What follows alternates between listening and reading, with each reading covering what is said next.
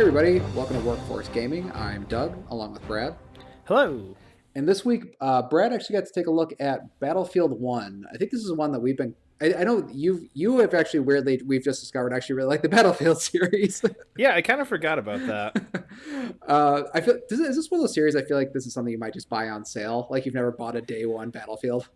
I feel like I might have back in the day, like Bad Company or something, Yeah, but yeah. yeah, definitely like the last two or three are always that year or two late to the show and 15, $20 somewhere and go, oh yeah, I think I like these games. Then I put it and go, yeah, oh yeah, I really like these games. Yeah, and I remember this is kind of interesting because I think we're going to talk more about the single player than the multiplayer because there's plenty of people who are much better talking about that multiplayer than we are. But Yes, indeed. I remember the Battlefield One. I remember there's like actually a big push because it was World War One. They're pushing their campaign, and their campaigns have not normally been strong. There's always been sort of like Bad just Company. huh. Bad Company's great. Well, okay, there has not been a good story since 2004, Bad 5. Company was like 2009. No way, it was way before that. Conveniently, I still have that list pulled up. It was 2008. 2010 was Bad Company 2, which is also pretty good. Oh, okay, all right. Okay, it's been 8 years. But they're really pushing this one, and I think it's because they're all just so rarely compared to Call of Duty. But you finished this recently, and you said you really liked the story, and I guess the way they were doing this was little story vignettes, and Yeah, so I guess just to start with that, like how did you like the story vignette aspect of it? How does that work exactly? it is the best possible way to do one of these games because basically what happens is instead of just doing this big long drawn out thing where you get sick of these same people and these people are basically meaningless just faces or it's like, oh yeah, somewhere or another this guy was involved in every major battle in World War I, Oh yeah, yeah. and he is the main focus of every single thing that ever happened, which by the end you're always like, okay, I get it. Yes, yep, there's something. Okay, it's this battle, let's just go do it. Yeah. Whereas this, the way it works is it's broken down into like you said, little short stories. Each one's only somewhere between 2 to 4 missions long. Okay. So you start out with this big dramatic cutscene that introduces the character you're playing as and gives them like really cool backstories. Like there's one where you play a pilot, and you basically are playing cards with this dude and just go, well, I'm gonna take your plane now, tie him up to a chair, and just pretend to be him. And you are impersonating this pilot in the British Royal Army Oh, for that's the really funny. entire 4 story thing, like with your partner. He's like, oh, like you have kind of a weird accent for being like a duke or an earl of whatever, and he's like, oh yeah, it just happens Oh, sometimes. that's so funny. Oh, weird. That's weirdly And quirky they're for a game all called Battlefield.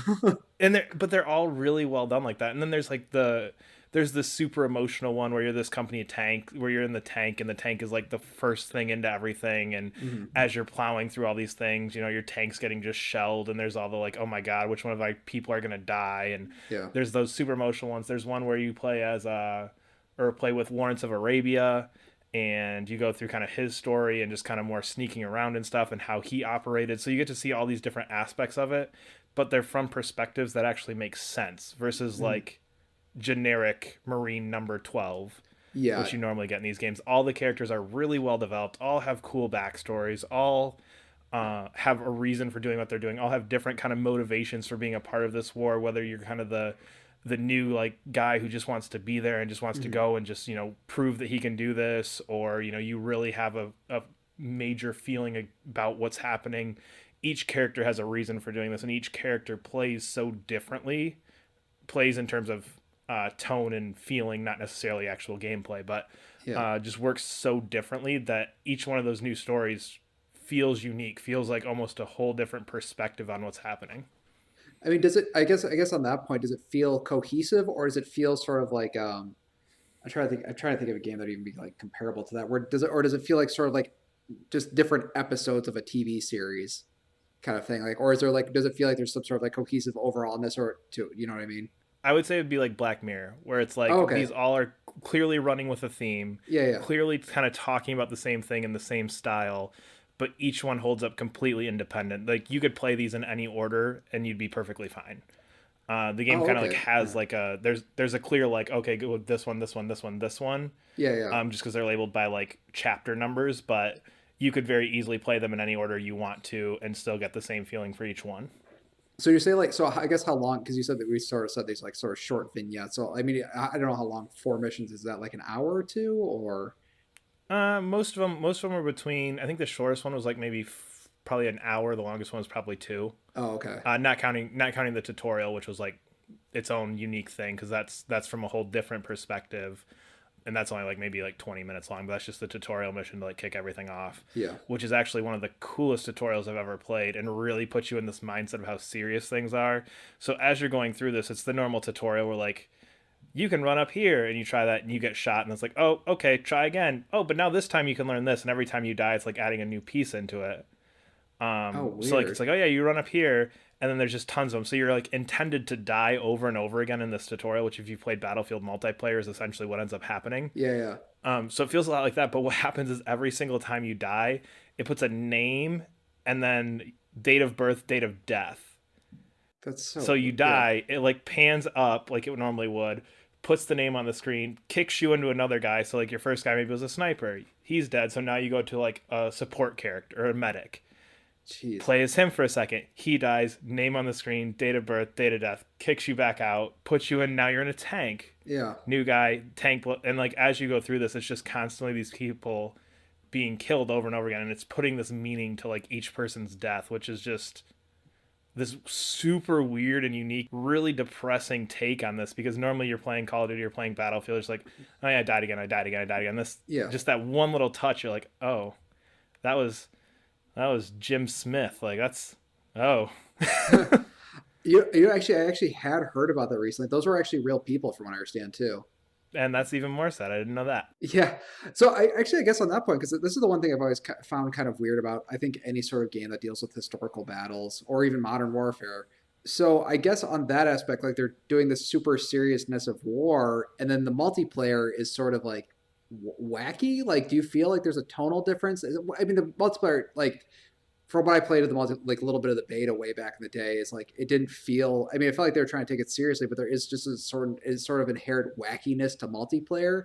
So, do you feel like that sort of seriousness of the single player does carry over to the multiplayer, or does it feel like a World War Um, One is actually a lot of fun? it does kind of give that like, oh yeah, no, yeah, I guess I see what you're saying where it's like, oh yeah, this is fun. That was depressing. Yeah, I mean I didn't pick up on that at all from playing it, but I went straight through the single player and then like waited a day or two. I was like, oh man, I should probably give the multiplayer a shot, see what it's like, see if I still like this. So yeah, I think there was enough separation. It wasn't like I was bouncing back and forth, which I think might have caused more of that issue.